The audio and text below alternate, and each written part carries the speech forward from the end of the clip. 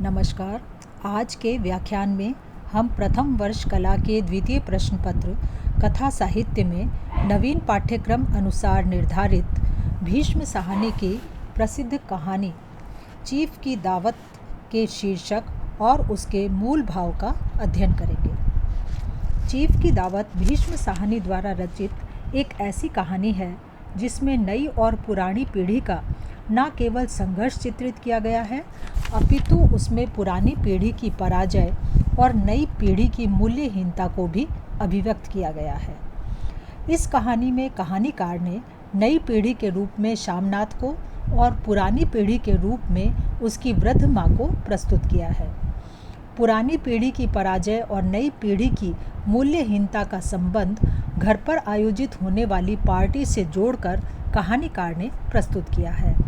इसका प्रमुख कारण ये है कि पुरानी पीढ़ी नई पीढ़ी से अपना तालमेल ना तो बिठा पाती है और ना उसको अपनी ओर आकर्षित कर पाती है। इसका मानसिक आधार ये हो सकता है कि पुरानी पीढ़ी और पुराने मूल्यों को वह छोड़ नहीं पाती और नयों को पूरी तरह से ग्रहण भी नहीं कर पाती।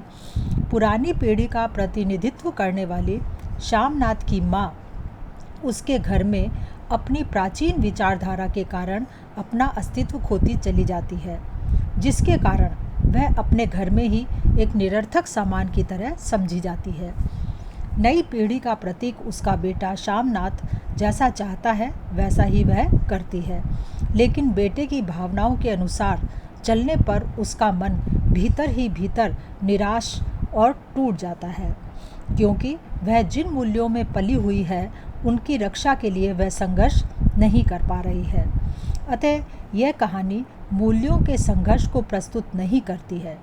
इसी प्रकार शामनाथ जैसे उनके विचार हैं वह उन्होंने अपनी माँ पर थोपे नहीं हैं। ऐसी स्थिति में नई और पुरानी पीढ़ी के संघर्ष को बताना कहानीकार का उद्देश्य नहीं है, बल्कि नई पीढ़ी की मूल्यहीनता की ओर कहानीकार ने प्रमुख रूप से संकेत किया है। इसलिए इसे नई पीढ़ी की मूल्यहीनता की कहानी कहा जा सकता है। पुरानी पीढ़ी का प्रतिनिधित्व करने वाली माँ पुत्र के द्वारा उपेक्षित होती है और अनपेक्षित सामान की तरह उसका अपने घर में ही अस्तित्व है। उपेक्षा के कारण वह निरर्थकता की प्रतीक बनकर रह जाती है। फिर भी उसके मन में अपने पुत्र और उसके भविष्य के प्रति अच्छी भावनाएं समाहित हैं। इसी कारण घर में आयोजित होने वाली पार्टी में जब चीफ आता है तब अपने आप में असमर्थ होने पर भी वह उसकी इच्छा के अनुसार फुलकारी बनाने के लिए तैयार हो जाती है।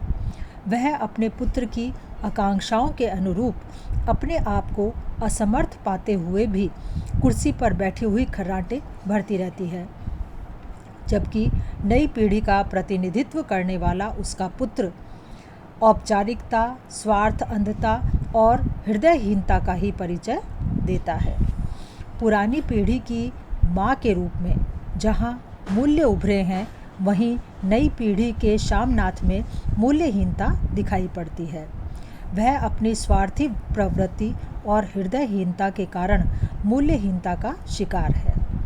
कहानीकार ने पुरानी पीढ़ी के प्रतिनिधित्व के रूप में माँ को प्रस्तुत कर उसके मातृत्व का स्वाभाविक त्यागमय रूप प्रस्तुत किया है। वहीं नई पीढ़ी के प्रतिनिधि पुत्र के रूप में स्वार्थपरता और हृदयहीनता को चित्रित किया है। कहानी के कथानक से एक बात और स्पष्ट सामने होती है कि नई पीढ़ी ने पुरानी पीढ़ी का विरोध तो कर दिया, किंतु अपनी ओर से कोई नए स्थायी मूल्य प्रस्तुत नहीं किए हैं।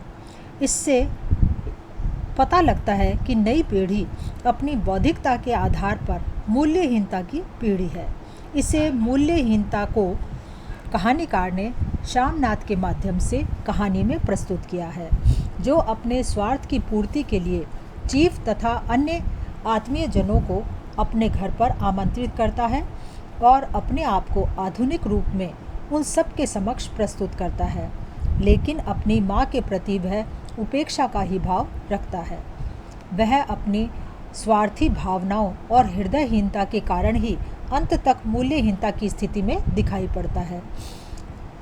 उसने वर्तमान परिवेश में कोई भी नए मूल्य ना तो अर्जित किए हैं और ना उसमें वैसा ही करने की कोई प्रवृत्ति दिखाई देती है। उसे अपनी बूढ़ी माँ भी फालतू सामान की तरह दिखाई पड़ती है।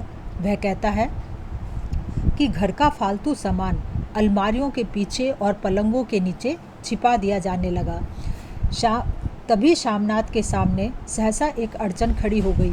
माँ का क्या होगा?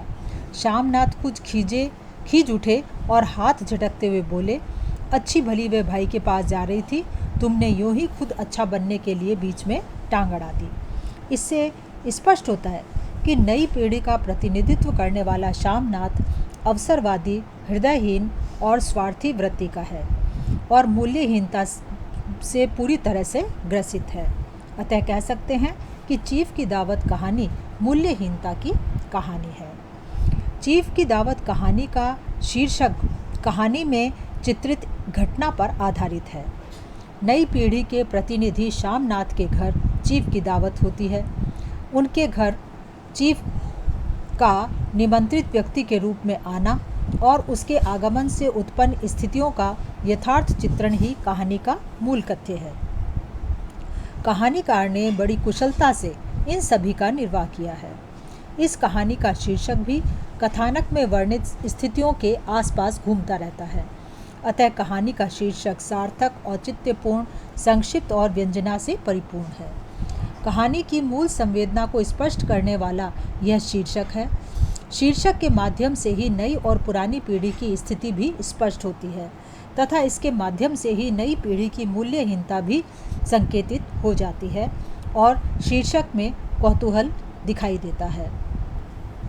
चीफ के आगमन पर जो दृश्य कहानी में संकेतित है वह सब के सब शीर्षक से जुड़े हुए हैं।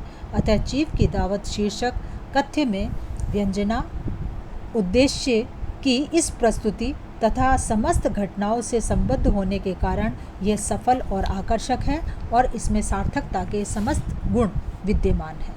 धन्यवाद।